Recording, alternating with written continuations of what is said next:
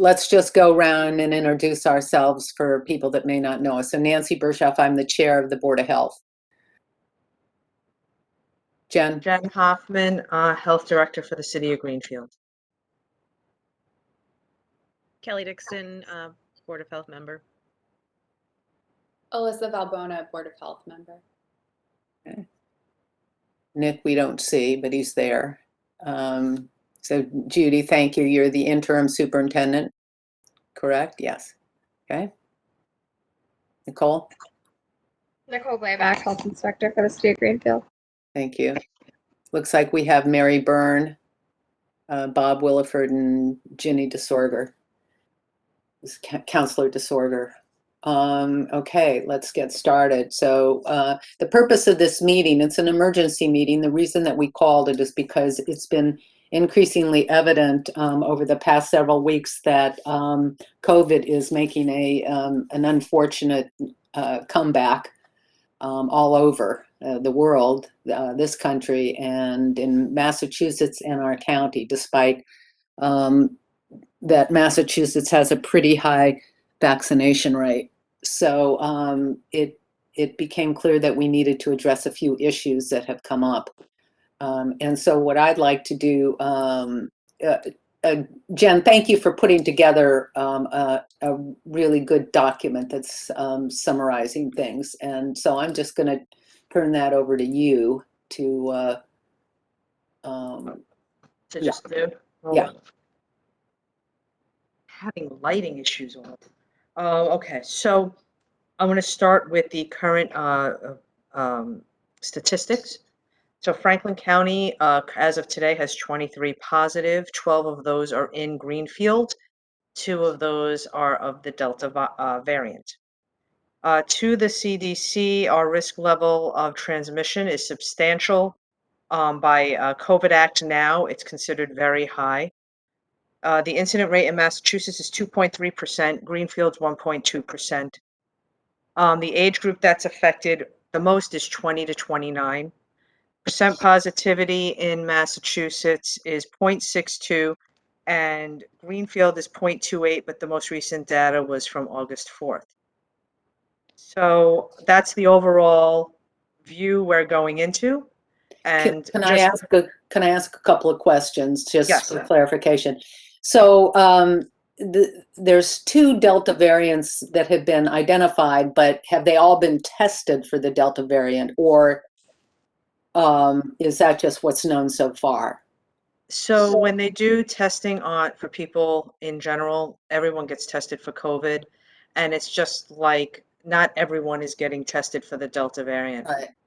It's just whoever happens to get tested for it. So this is just when you hear that the Delta variant or the Lambda variant, which is up and coming, it's not that they're actually testing every single person for it.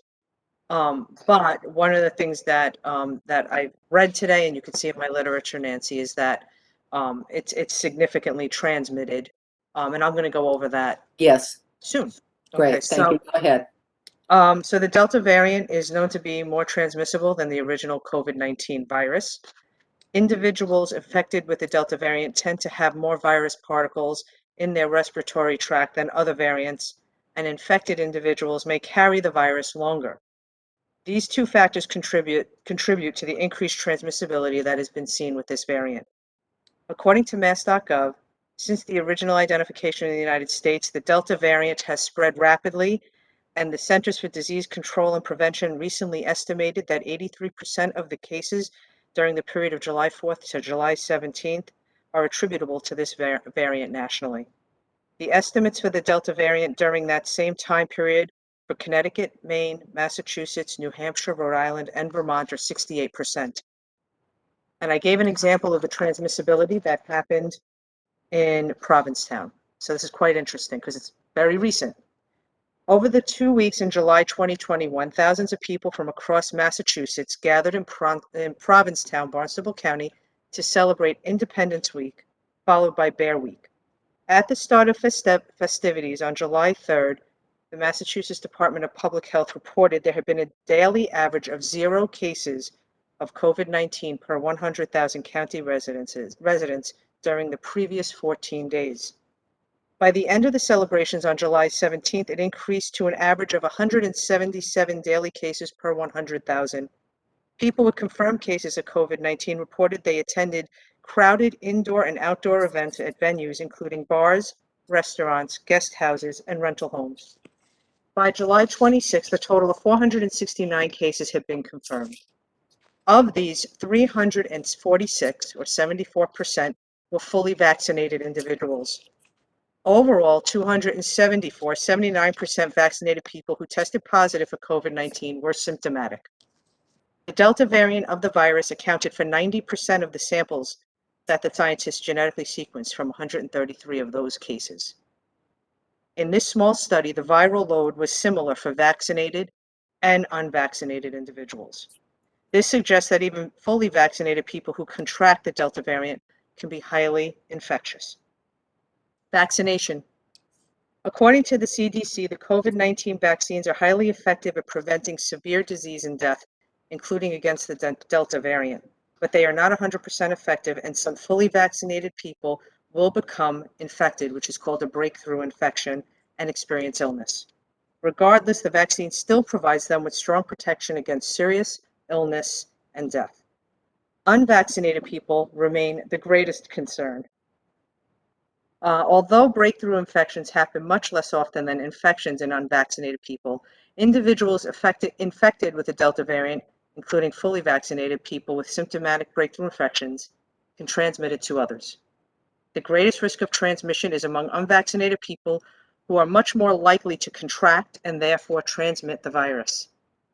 Currently, the CDC states that the most important ways to slow the spread of COVID-19 are to get a COVID vaccine, wear a mask that covers your nose and mouth to protect yourself and others, stay 6 feet apart from those who do not live with you, avoid crowds and poorly ventilated indoor spaces, wash your hands often with soap and water, and use hand sanitizer if soap and water are not available. Based on the spread of COVID-19 and its variants, on July 30th, 2021, the Department of Public Health has issued a new mask advisory in light of the Center of Disease Control's prevention updated guidance. Fully vaccinated people are advised to wear a mask or face covering when indoors, not in your own home. If you have a weakened immune system, or if you're at increased risk for severe disease because of your age or an underlying medical condition.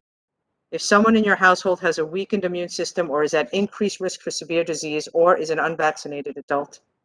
Masks are still mandatory for all individuals on public and private transportation systems, including rideshares, delivery, taxis, ferries, transportation, commuter rail, and in healthcare facilities and in other settings hosting vulnerable populations, such as congregate care settings.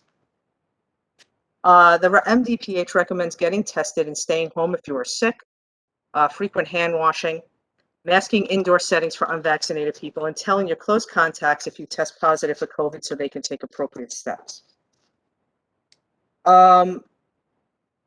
Interim recommendations from the CDC as of July 27, 2021 for fully vaccinated people. Outdoor activities pose minimal risk to fully vaccinated people. Most indoor activities pose low risk to fully vaccinated people, especially in areas with low or moderate transmission. Massachusetts is currently high risk. Infections happen in only a small proportion of people who are fully vaccinated, even with the Delta variant. Vaccinated people who become infected with the Delta variant can transmit it and give it to others. To get tested 3 to 5 days after exposure to someone with suspected or confirmed COVID-19 and wear a mask in public indoor settings for 14 days after exposure or until they receive a negative test result. The CDC's recommendation for schools. Students benefit from in-person learning, and safely returning to in-person instruction in the fall is a priority. Vaccination is the leading public health prevention strategy to end the COVID-19 pandemic. Promoting vaccination can help schools safely return to in-person learning as well as extracurricular activities and sports. Due to the increased transmissibility of the Delta variant, the CDC recommends universal indoor masking by all students aged 2 and older, staff, teachers, and visitors to K-12 schools, regardless of vaccination status. In addition to universal indoor masking, the CD recommends schools maintain at least 3 feet of physical distance between students within classrooms to reduce the transmission risk. When it is not possible to maintain a physical distance of at least 3 feet, such as when schools cannot fully reopen while maintaining these distances, it is especially important to layer multiple other prevention strategies, such as screening testing. Screening testing, ventilation, hand washing, and respiratory etiquette, staying home when sick and getting tested, contact tracing in combination with quarantine and isolation, and cleaning and disinfection are also important layers of prevention to keep schools safe. Students, teachers, and staff should stay home when they have any signs of any infectious illness and be referred to their healthcare provider for testing and care. Many schools serve children under the age of 12 who are not eligible for vaccination at this time. Therefore, this guidance emphasizes implementing layered prevention strategies, using multiple prevention strategies together consistently to protect students, teachers, staff, visitors, and other members of their household and support in-person learning. Thank you. Thank you. That is really thorough and really fills my head with the information that I need in one place to begin having a conversation about how to move forward. So I think that the first thing to, well, we wanted to talk about mask mandate. We wanted to talk about virtual versus in-person meetings. And with, let's see, this Judy Hool, I think has she left? She might have, oh, you're still there. Oh, I'm sorry. Somebody looked like they hung up. You know, a comment on how we feel about the school. So I'd like to take, I think, Jennifer, do you have a particular order in which you want us to address these? Does it make sense to do one? The first thing that came to my attention, honestly, well, actually, everything came to my attention within a day or so, Yeah, was in-person meetings. Then it was schools and library slash, municipal buildings, but mostly the library, because children come to the library and visit the library, and what would masks be looking like for the library. So basically, I would say those were the three things, but I Okay. think the mask mandate was the big one. All right, let's start there. The mask But mandate. not mandate, recommendation, Yeah, sorry, strong we're recommendation. not, yeah, we're going to recommend. Right, recommend, We're I'm not- sorry. That's okay. It's okay. I want everybody to be clear. It is a recommendation, yes. Yes, that's how I see it. Yep. So I'd like to ask the board members to weigh in on their thinking about this, given this new information.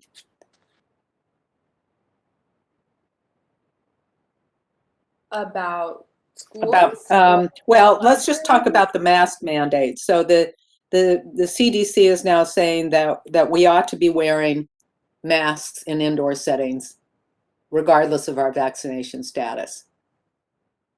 And the Board of Health, what I'm interested in hearing is whether we agree that that's a recommendation that we want to pass along to the town of Greenfield, since we're the Greenfield Board of Health, that that now all individuals should put a mask on when they walk into any building other than their home. So that's what Are we taking like public buildings like libraries separate from schools, or are we talking about them all together? from my understand, well, the mask businesses as mandate. well. Pardon? And other businesses as well? Yes. Yeah. Obviously. I would like to. We can separate them out. So we can start with the mask recommendation for the schools, since that's up. And we can start with that. We can go to public buildings and then businesses. How's that? Sure, that's helpful. Thank you. Okay. Mm-hmm. I think in terms of schools, it's tricky because we have conflicting guidance from DESE. And so who knows how that may change in the coming weeks and months. But I think it's always tricky when you have two government agencies, one federal, one state, kind of contradicting each other in some ways. Alyssa, the DESE guidelines you sent, oh, here it is. It's from July 30th. Okay, yep. Yeah, it's Because it was based on, released on May 27th.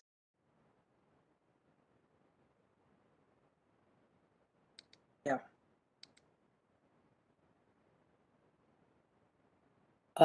So DESE recommends students in kindergarten through 6 wear masks indoors except when students who cannot do so. Unvaccinated in all grades, 7 and above, wear masks indoors. And they're saying that vaccinated students can remain unmasked. It's saying the DPH recommends that, but the DPH changed, I think. They followed the CDC guidance based on what I read. Recently, yeah. Yeah, Their recommendation anyway. yeah. so DESE is in conflict at this moment with the Massachusetts Department of Public Health and the CDC, who both recommend that all students basically above age 2, which used to be age 5, and now it's age 2. Yep. I think it's been 2 for a little bit, Has it? but yeah. Either way, that age group is tough. That's very It's tough difficult. to keep it on them. Yeah. Right. So, well, you know, we're basically talking about K through 12 for the purposes of the public schools. The early childhood education settings, yeah, I'm sure that I know that they have their own guidance around this. But for the purposes of what we're talking about today, let's just talk about I guess, age 5 and up. I don't think, are there any kindergartners who are 5 years old, or are they all 6 and up? Anyway, 5 and up would include all the kindergartners, so K through 12.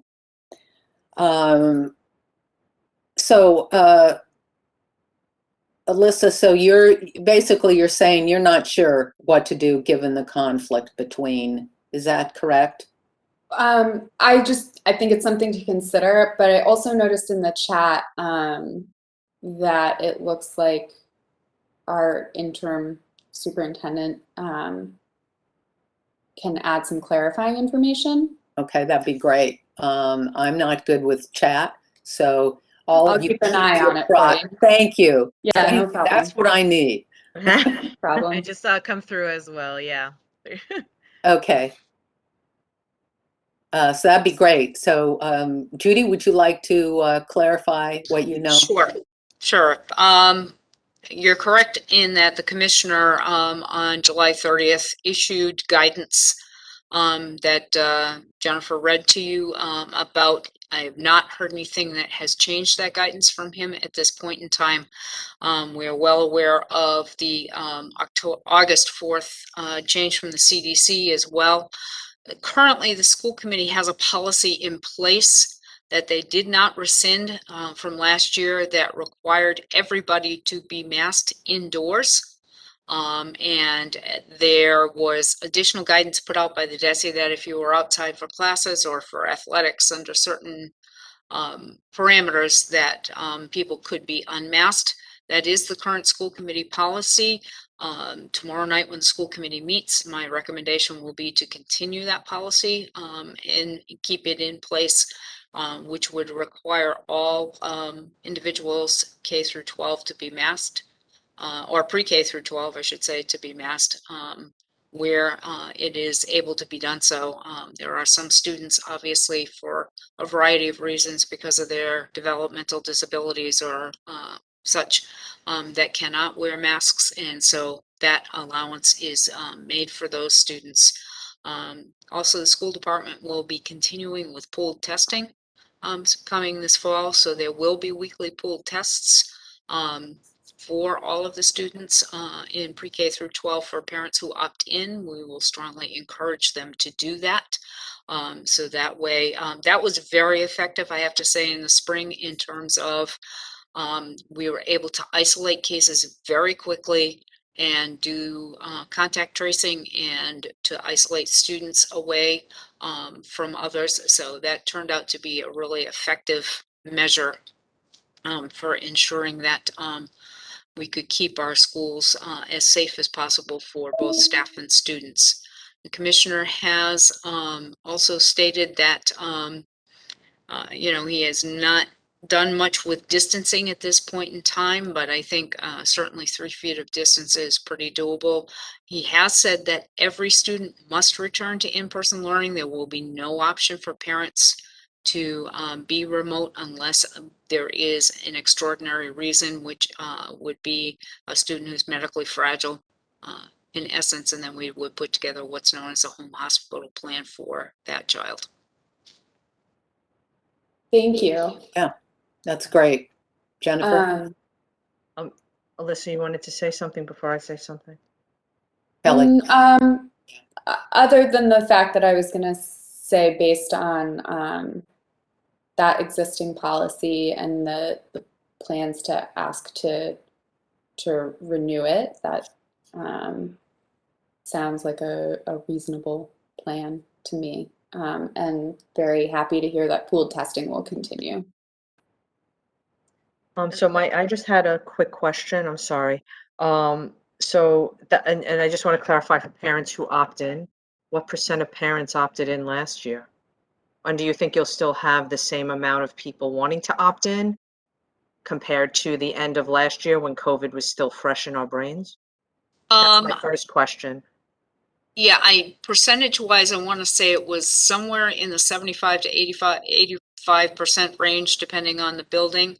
I think, again, with more messaging about pool testing and this renewed focus on the new Delta variant, I do think that, we can certainly encourage as many families as possible to participate in the pool testing. There's we did I think, pretty good job of getting that message out to families, and we'll continue to do that. And my second question was the following. So I think pooled testing is a great idea. I did speak to, as you guys know, Megan Tudrin is the public health nurse, and she works at Pioneer in Deerfield.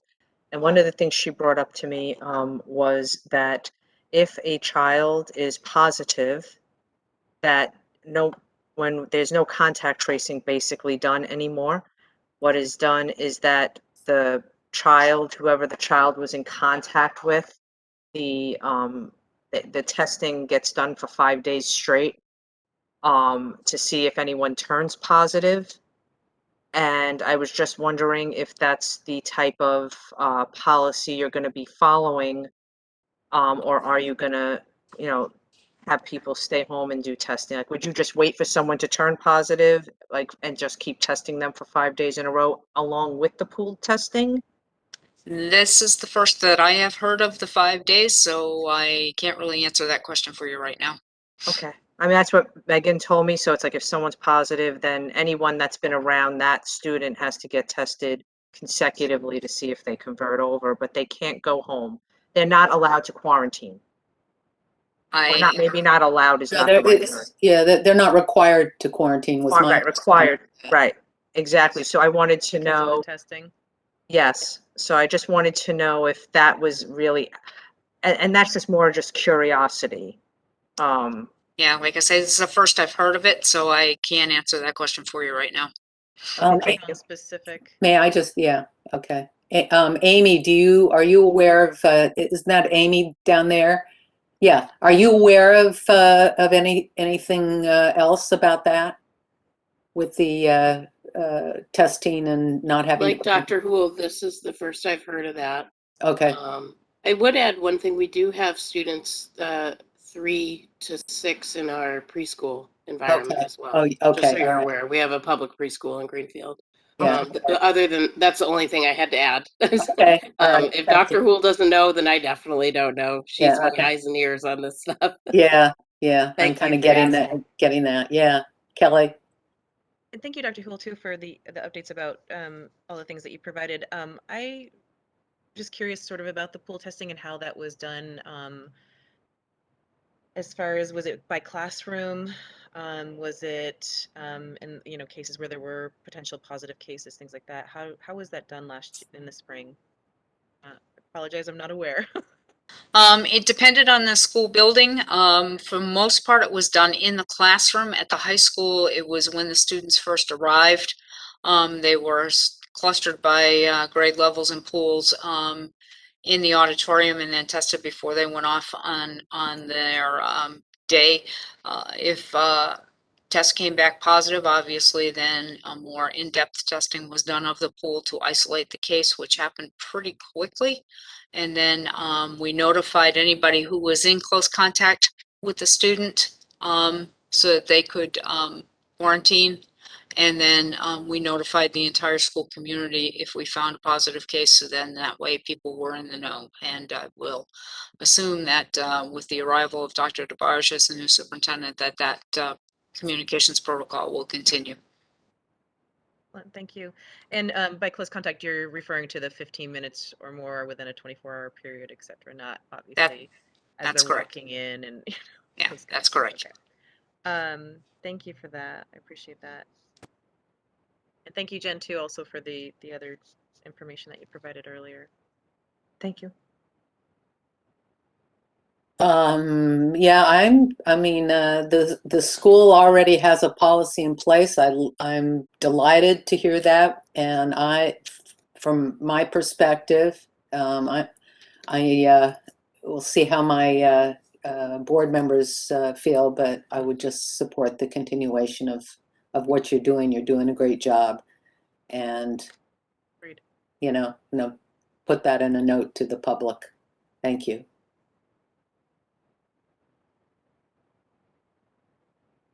Do we have anything else to discuss about the schools? If not, we can move on to businesses, the mask recommendation for businesses. Okay, and I'll just preface that by saying that the CDC is obviously recommending that all vaccinated and unvaccinated persons who go into, you know, any kind of business, restaurant, whatever, wear a mask. And this, I'm not sure if there was, I didn't read any other things about social distancing, but just that we need to put our masks back on when we go into businesses, restaurants, etc. Jennifer, are you aware of anything different than that? No, I know what businesses did, and some still do, that some business owners just said in order to enter my store, you have to wear a mask. So some store owners were more diligent with that than others. Some just said if you're vaccinated, you don't have to wear a mask. But when I read the guidance and I hear indoors from the CDC as their recommendation, you know, I think that I feel comfortable with their recommendation.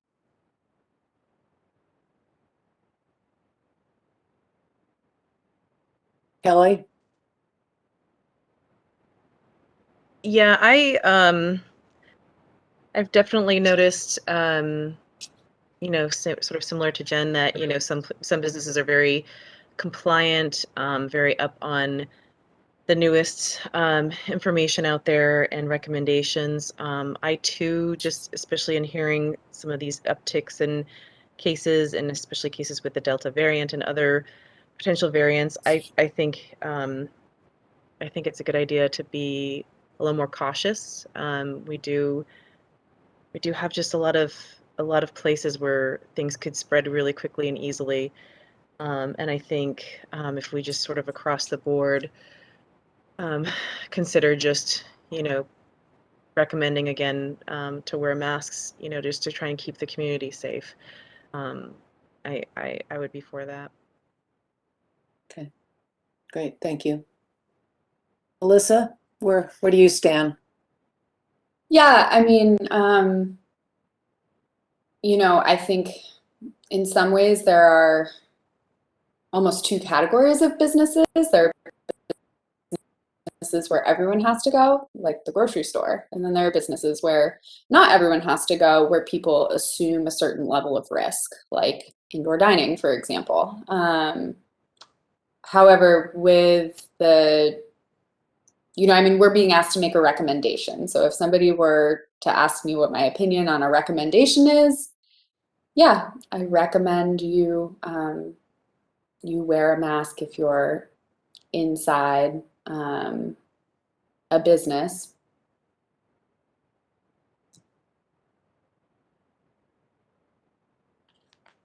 Okay. All right. I'm certainly of the same opinion about it. I think what I would like to do is, let me think of what order to do this. I would like to put out a statement from the Board of Health about mask recommendation for businesses. And so for that, I would entertain a motion to make that recommendation to the public.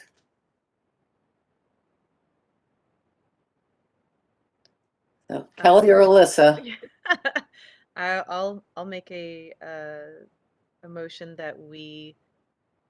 You don't want me to say the statement, correct? You want me just to say that we are planning to create a Yeah, statement? you don't have whatever language you want to use. I'm just that the Board of Health takes the position to recommend masking for all individuals in businesses in Greenfield.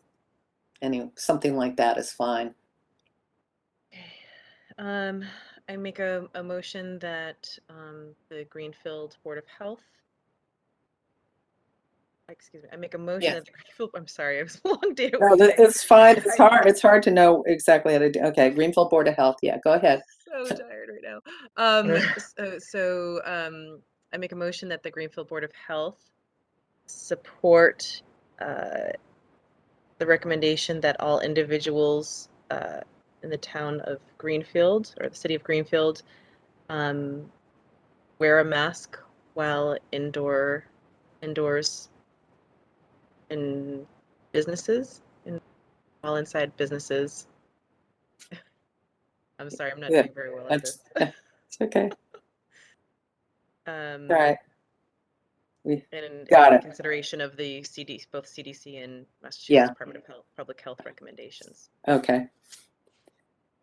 Second to the motion? Thank you. Is there any further discussion at this point? Do you think that all businesses would know what businesses mean? I don't mean to be silly, but like when people think do restaurants consider themselves business? I'm just clarifying. Do we have to clarify like restaurants, businesses, or just businesses and people could figure it out? Do you see where I'm going with that? Yeah. Well, I think we can specify it's a business, so I can Right, further exactly. elaborate. We could specify in the statement that goes out. Thank you. I would like to underscore that vaccines do work, and unvaccinated people are at substantially higher risk than vaccinated people. So my hope is not to discourage anyone from getting vaccinated if they were on the fence.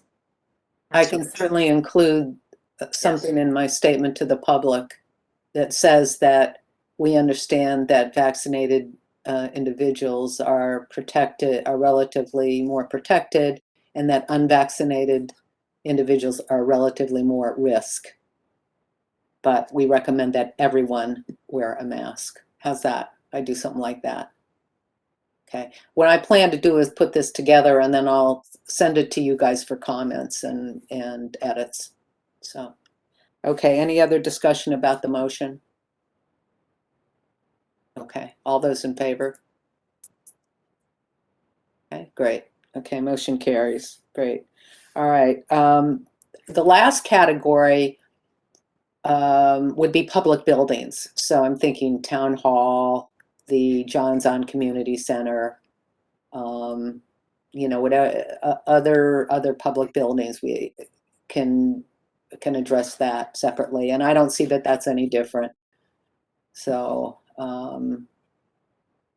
any discussion about public buildings? Okay. Then I would entertain a motion to that the Greenfield Board of Health recommend. I can, yeah. Go ahead. I'll move that the Greenfield Board of Health recommend masks in public buildings. Yep. For all individuals. Good. Great. Okay. Okay. Any further discussion on that? Okay, all those in favor? Aye. Okay. All right. Well, that takes care of that part of the meeting. The second part of the meeting is dealing with in-person meetings for I think it was the school committee and the town council. Is that right, Jen? That they want us to make a comment on whether they should be in person or not. Do I have that right? Yes. It was, I had some anonymous people reach out to me with concerns about in-person meetings. Most other meetings, we started going back in person, but still a majority of meetings were virtual. Yeah. And a couple of committees were in person, and there were concerns from a few people and reached out to me about what the health department's recommendation would be. So in-person meetings, the thing about, well, just in thinking about it, what I realize is you're going into a building, you're going to be in the building for an hour or 2 hours. You can, and now we have a mask mandate, and excuse me, strike that word. Recommendation. Mask recommendation for people who are going in buildings. And so in-person meetings is there a recommendation that we can have an in-person meeting with additional safety measures? As an example, 6-foot distancing and, the other usual good measures. So just putting that question out there for my board. What do you guys think? I'm curious if the concern is about, because I think we probably all have a bit of Zoom fatigue, and Yeah. in some ways we would rather meet in person, although the health concerns are very real. Is the concern about the level of attendance at the meeting? So something like a town council meeting where there might be a lot of folks, as opposed to a smaller, I won't pick a committee, but a smaller meeting where it might just be the members of that committee attending. Is that what we're talking about here? Or is it people who are just concerned in general? Based on the conversations I had, some of it, I don't know if it's actually size. I think it varies depending on the topic that's being discussed. I think, again, there's only 2 committees that are planning to meet in person. And again, like I said, it varies, who it's going to be. But I think some of the concerns were health concerns. I could say that. And Well, I'm sure they're all health concerns, but it looks like personal health concerns and feeling they're putting themselves Right. at risk by attending a meeting in person, and the risk that can be associated with going to a meeting based on their own personal health. Mm-hmm. It looks like Dr. Houle can also offer some clarifying information again. Thank you. I know it's hard to tell. It's actually me.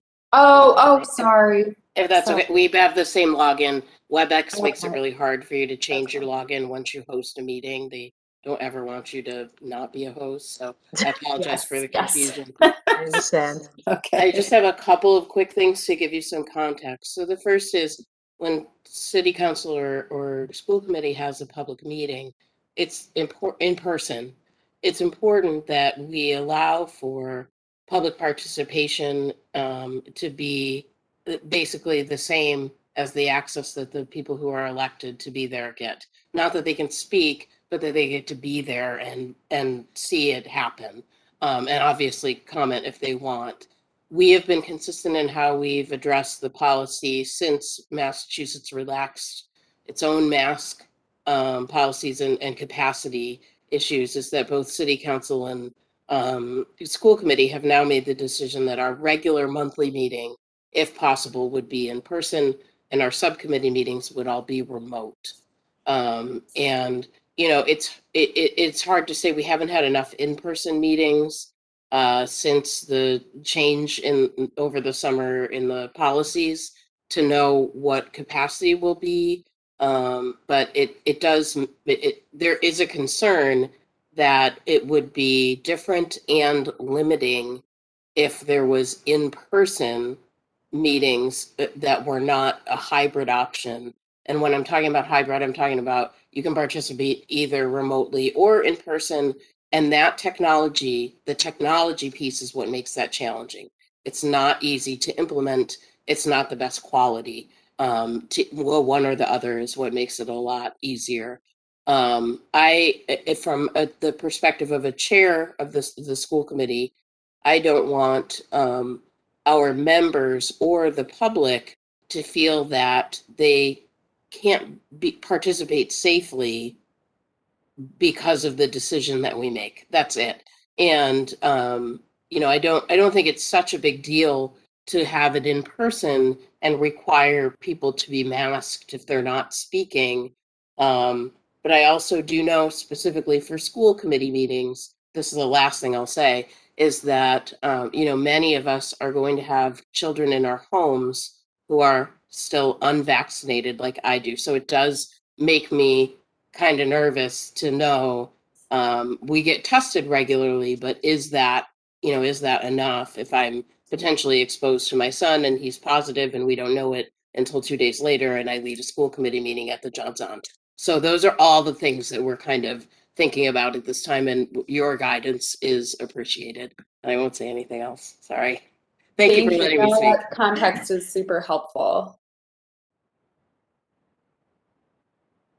Yeah, of course, what came to mind for me is what about a hybrid meeting? And you're saying the technology isn't good enough to do the hybrid meeting. We have done it with mixed results. I see. And it does change the.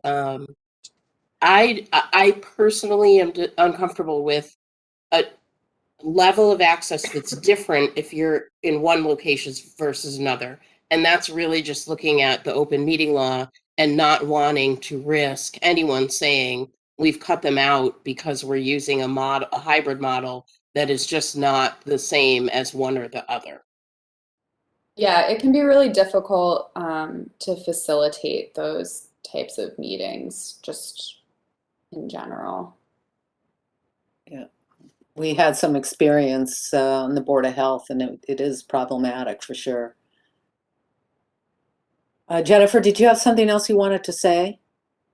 I think that the city is, I mean, this isn't really that helpful, but I think the city is moving forward with trying to have a more, a better hybrid program. They're working with IT and finding out basically how they go about having a hybrid model and having better technology to do so. So I think that at a minimum it's 3 months away, but I'm not 100% sure. That would have to just go through City Hall for more information because I don't want to misspeak, but that's what I've heard. I have a question as I'm thinking about this, and I apologize that I don't know. Are these meetings, the two in particular that we're talking about with City Council and School Committee, are they being held at John's On? Is that the main place that they're being held? Okay. So could we consider, because I know that the ventilation in that building is very, very good. You know, it's a newer building. It's really good as far as that. Could we consider implementing, if we continue to do in person for now until we could get IT up and running better, you know, doing something like a symptom check type of thing as people come in, you know, not only asking them to please mask up, but also doing like, you know, temperature checks, or, you know, just kind of get them thinking about how they've been feeling today, and do they feel well enough to be in the meeting. I don't know if that would be helpful at all. I mean, similar to what we did last year when we were at the John's On as a group, you know. I think the only tricky thing with that is if we really and truly are talking about vaccinated people potentially spreading virus, but being asymptomatic or so mildly symptomatic that they don't know, some of those older methods before we had such vaccine availability maybe don't hold up quite the same. I don't know if that's true, but I'm just trying to, there's so many moving pieces, trying to take them all into consideration. I definitely think, you know, we know masking is super effective. If worn Especially- properly. Yeah. That's exactly If worn, and especially if worn properly. If worn properly, when let's used just say that. properly. I wonder if maybe building off Kelly's idea, there is, you know, if people are feeling like they want to try in person, if there's some type of like threshold in terms of case numbers, like if we get to this case number, then we're back to virtual meetings. You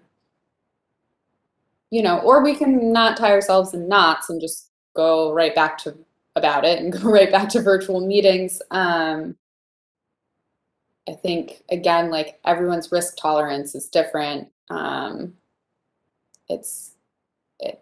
We're in such a funky in between spot with this. Yeah, my feeling is that in-person meetings can continue for now, and that we can revisit it on a, you know, biweekly or, you know, monthly basis and reconsider. I think it's doable now. I think that, as Kelly, you pointed out, it's a newer building, it's good ventilation. I think people can spread out. My guess is, how many are on the school committee? There are 7, plus the superintendent and the assistant superintendent, and periodically the business manager. So there's a lot of, it's easy to keep the 6-foot distance, correct? And town council, similar. I don't know how many are on the town council. Ginny, are you listening? I think there's 13 on the 13. town council. I think there's so. 13, okay. And then there's And the people who want to come and attend. So to me, it seems like it's a huge room. There's, you know, social distancing is possible. If people wear masks and they do the other things they're supposed to do, I think that to me, that's enough. Do you also add the, you know, questions? How are you feeling today? You know, are you feeling okay, et cetera, et cetera? Have you been exposed, et cetera, et cetera? So that's those questions aren't. Oh, sorry. How many people on average attend meetings? Because depending on a topic, outside people could be there, and we don't know. It could be no one to filling up a room, depending on what the hot topic is of the moment. good. We point. would have no way of knowing that if next week's meeting or tomorrow's meeting, city. Okay, yeah, that's true, but you can limit the number of people at the meeting, and then you count them as they walk in and say, sorry, we're full. But could you do that? I mean, then someone might feel that I'm just asking. I mean, because then what if someone's like, why is my right to speak not as important as their, I'm just That- asking. Good. Yeah, It would have been the same process before COVID yeah. to also stop for capacity. You would tell people that they couldn't be there. That happens. It does depend on the topic. I mean, right now we're in August, so it's people are on vacation. People are not necessarily paying attention to school committee, but we can't use that as the way to guide policy either. So that it makes it difficult. It really does depend on time and topic. And I do know that as this kind of unfolds, we're getting calls and questions from parents and families and community members every single day about what we're going to do about masks, what we're going to do about meetings. So something definitive definitely helps the understanding that this is a community-wide decision. Just another point to keep in mind. I'm not sure about this, but I think you can't tell people, like, because the John Zahn Center, I think capacity is 100, right? So there's no gathering size limit. So if the capacity is 100 and 100 people show up, right? I mean, Well, that's the I'm just, I mean, capacity. I'm playing devil's advocate, Yeah. right? I mean, that's what someone could say. They could easily find out what the capacity size is in a building and say, why can't I? Well, if we have a 6-foot distance requirement, then that changes it. Then the capacity may be 100 without social distancing, but if you social distance and you get the square foot of the room, you know how many people can be in there. There is no limitation on gathering sizes from the state. If a room has a capacity of 100, even if you're saying 6 feet, that's the capacity according to the state. Well, yeah, okay. I'm sorry. I mean, I'm just trying to. Yeah, it's okay. I mean, this is good because we have to think this through.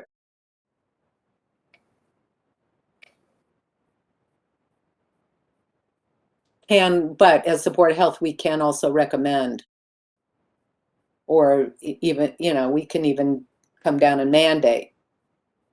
We can say, even though they have not said that there's a limit to the number of people, we can can say be that stricter, we it just needs can't be we need to honor the 6-foot social distancing recommendation. So we can do that.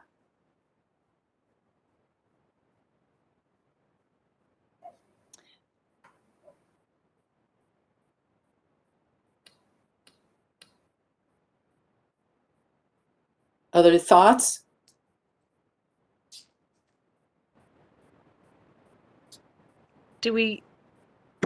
Have we mapped out in that large room what that would look like as far as if we did 3 or even 3 to 6 feet social distancing with the tables and other things? I don't recall what that number might be close to. Don't know that. Who's gonna who would enforce? Who's gonna, like, if the Board of Health says, 50 people, who's gonna enforce that at the meetings? Does a Board of Health member have to attend these meetings to make sure that it's happening? I don't think we need to get that strict. I think meaning we present our recommendation, and then it's up to them to implement if they choose. Good point.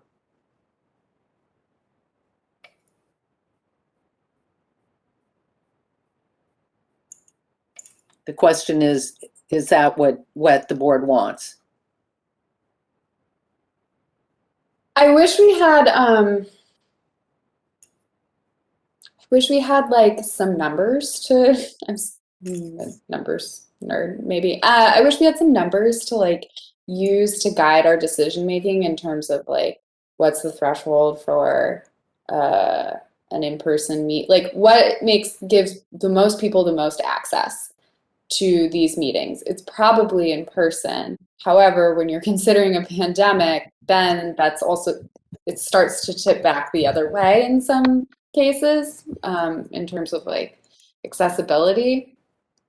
I wish we like could talk about some thresholds in terms of like, if we're here, we're not meeting in person. If we're here, I think it's safe to meet in person, or we think it's safe to meet in person. Well, just remember that a week and a half ago, we had 0. Right? And then we had jumped Sure. up from Yeah, 15 to 19, and then now we're back. I mean, they quarantined out, and now we're at 12. Yeah, the numbers So- are going to climb, that's for And sure. then- yeah, the and I schools, think you know. they're going to continue to climb through the fall. Yeah. So what And then is we'll the, and people are coming back from vacation. I'm just like, that, you know, tomorrow, I mean, God forbid, I mean, we could wake up and it's 30. You know, and so I'm just, I mean, what threshold will we have? How much notice do we give people? You know, I think that that's more of an alarmist. If you say, oh, too many people can't have a meeting, when it's Mhm. proactive instead of reactive. Fair enough. When is the next school committee meeting? It's on Wednesday. Oh, it's just in a couple days, yeah. Right, we're waiting. Well, we already posted that it would be in person at the John's On. Yeah. And if you have some other different guidance, we would repost immediately in the morning that it will be remote. And then you have a school committee meetings how often? That's a tough question to answer. I would say we would love to only meet once a month, but we Yeah. say we average 2 to 3 meetings a month. Okay, okay. And then that doesn't count the subcommittees, but those are already going to automatically be remote for the time being. I don't see any reason to change what you're doing for this meeting. However, are people already aware that they're going to wear masks to the meeting? That would be the one change. It's in person, you have to wear a mask. We can certainly message that out and make Yeah. sure that the seating for the committee is, Yes. if it's 3 feet or 6 feet or whatever you folks recommend, we can make sure that the room is set up accordingly.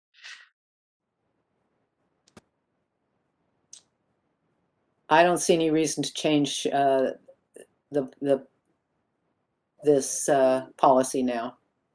I think in-person meeting with, personally, I think six feet of social distancing makes sense to me. Where did the 3 feet come from, Jennifer?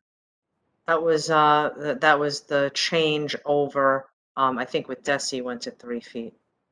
Well, But for the other for thing is, but we children. have to remember, and I just want to say this with all respect to everyone. And look, I know I sound like I'm against in-person meeting. I'm trying to play the other side, honestly. But we have to remember that it's not a mandate. It's a recommendation to wear a mask. So if Joe comes in saying, I don't have to wear a mask, it's recommended. He doesn't have to wear a mask. And he has a right to be there since it's not a mandate.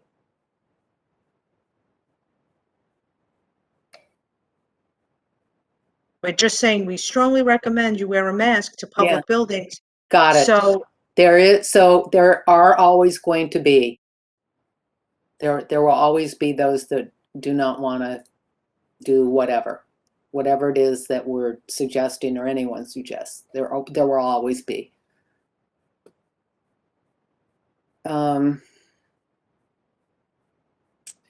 So then we certainly can spend time thinking more about this and having another conversation and gathering more data and deciding, should there be a change? That's always up. Should there be a change?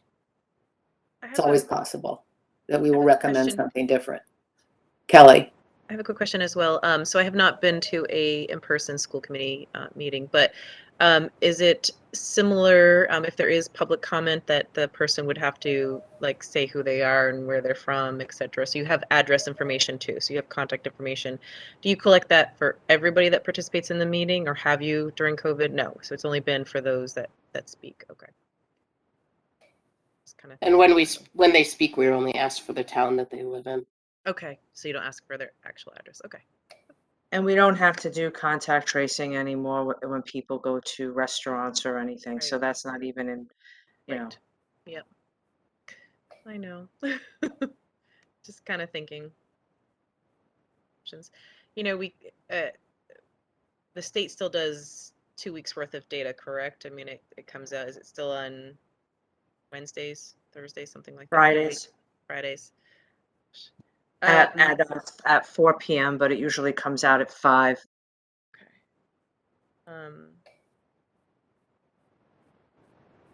You know, we could, you know, make the recommendation that they continue at, like, as Nancy has suggested, that they continue as is, but that we as a board maybe look at the data in 2 weeks, and kind of heading into September, or later in the month, really just kind of keep an eye on things, and can always try to meet Right.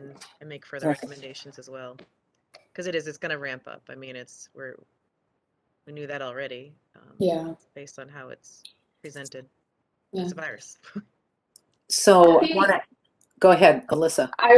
My final piece is, at the end of the day, I think whatever provides the most people the most access is the thing to do.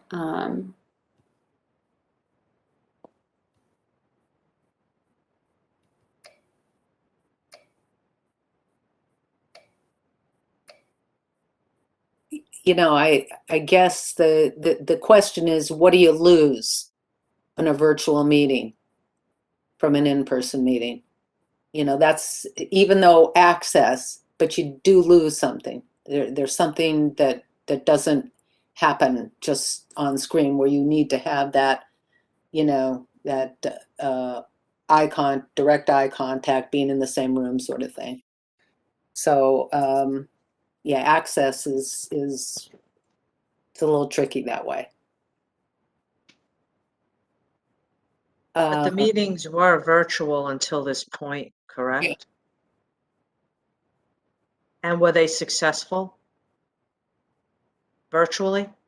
I mean, you do lose the human connection. I get Yes. that. I like having in-person meetings. Yes. But they were successful meetings, and agreements were able to be made, and decisions were able to be made Sure. in, virtually till Yeah. this point. Okay. Yeah. Got it. So I have my position. Kelly and Alyssa, we need, the three of us need to decide, are we going to, are you in agreement that at least for now, the meetings can be in person, or do you too feel that we need to make the recommendation that they go to virtual beginning on Wednesday evening? So there is a comment here from Dr. Hooligan, just that she has some questions that she thinks might help. This is not necessarily related to meetings, but a couple of other questions that I do have for you once you get off this topic. I should have clarified that. Sorry. Okay, so sorry. All right. Okay.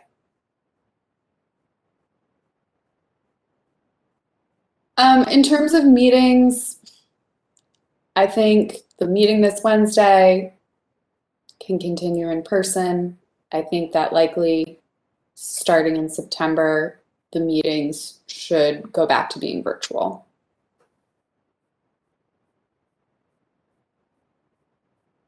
Yeah, I'm in agreement. I think, you know, we're pretty close to the Wednesday meeting. Like, I think having an in-person is important to probably the community at large, for those that can attend. And with short notice, I would hate to, again, have, people not get the message or get the information. It sounds like you have really great messaging, but still, I would hate for that to happen and people not be able to participate. They plan to participate. So I think keeping this one in person, and I know you mentioned that at least for school is sometimes 2 to 3 a month. So again, my recommendation would be, as a board, maybe we should just continue to to look at the numbers and, tentatively plan that September on would be virtual again or some sort of hybrid once IT is available or better available. But that we can always decisions in a few weeks if Yeah. something significantly changes. I guess I do have a question for the school folks. Do you feel that we need to, as a board, add or make the recommendation that at this meeting on Wednesday, that the attendants wear masks and maintain social distancing? We can certainly message that out if that's your recommendation, pretty easily. Okay. So, yes, Jennifer. I was just notified by Nicole that there's another meeting posted at 6. Okay. Oh gosh, and we're at 6:08. Nicole, have we been notified they're waiting for us? Can't hear you, Nicole. Nobody said anything to me yet. Okay.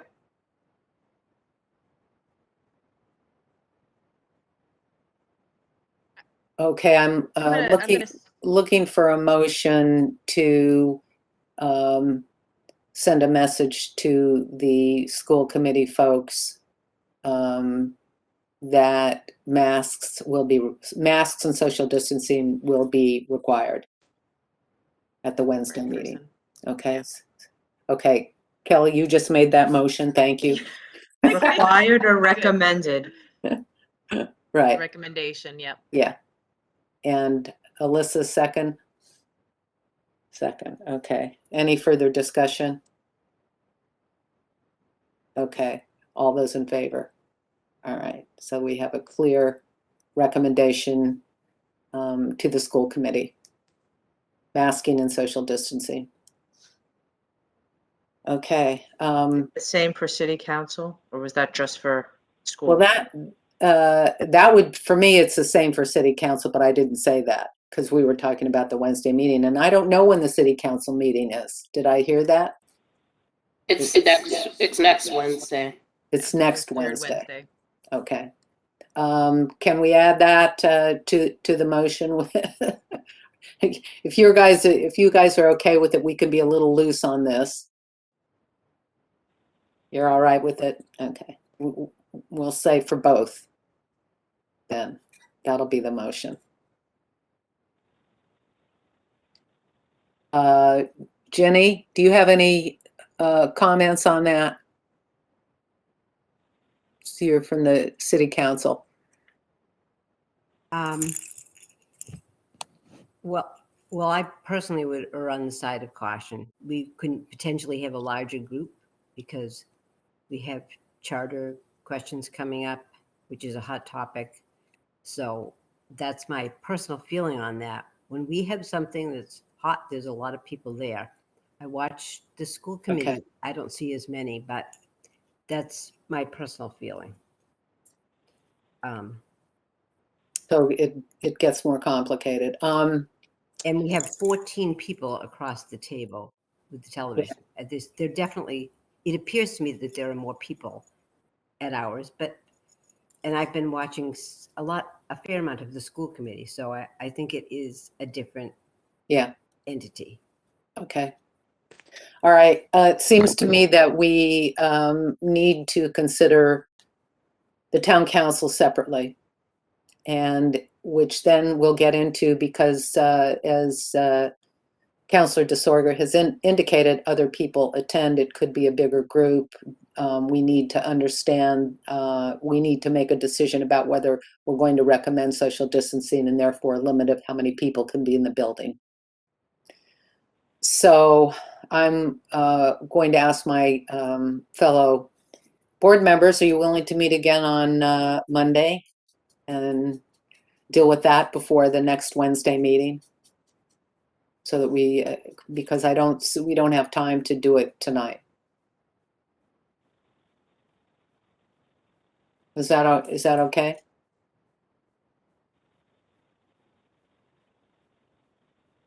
Kelly and Alyssa, someone wasn't available. It looks like we're both checking calendars. Oh, okay. Someone said that okay. There's a subcommittee meeting on Monday, August 16th at 5 o'clock.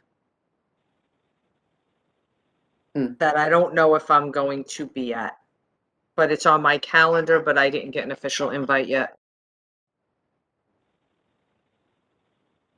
Is it a WebEx meeting? I was just notified by the chief of staff that I might be having to attend this meeting. So I just put it in my calendar, that it's there, so I know. It is a subcommittee of city council, so, I think it is virtual. Virtual, yeah. Yeah. But again, there's a good chance if I'm invited to this meeting, then I'll definitely not be at Monday's meeting. Okay. Alternatively, we can work through, what can we do? Can we work through email channels and just at least exchange information so we don't have to have we won't have to have a long meeting if we need to meet. I don't see how I'm not seeing a way of making a decision tonight about the town council meeting, given that information. And then we run into the risk too of, is the 16th enough time to give them to the 18th, to get the communication. All right, well, too. Alternatively, another night this week. Alyssa and Kelly. I don't know what. I can't meet on Thursday, but I will. Okay. Wednesday would be then probably the next best night that I could. Okay, how about Wednesday evening? Wednesday's the school committee meeting, but that's in person. Right. But I don't know if anyone else needs to be there from the school committee. No, probably not. We're just talking about town council. So Wednesday? And we just have to see if there's a WebEx available for Wednesday. We can always do Zoom, can't we? Oh, no, I guess. Yeah, I mean, I guess I could do Zoom and just send out a Zoom invite. Yeah.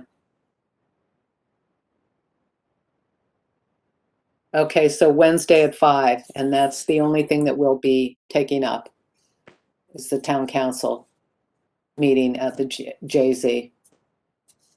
Is that enough time to post this 48 hours? Or is it a continuation of an emergency meeting? I'm just clarifying. I think it's a continuation of an emergency meeting.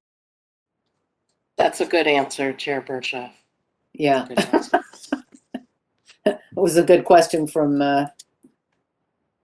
Director Hoffman. Okay, I think we're good then.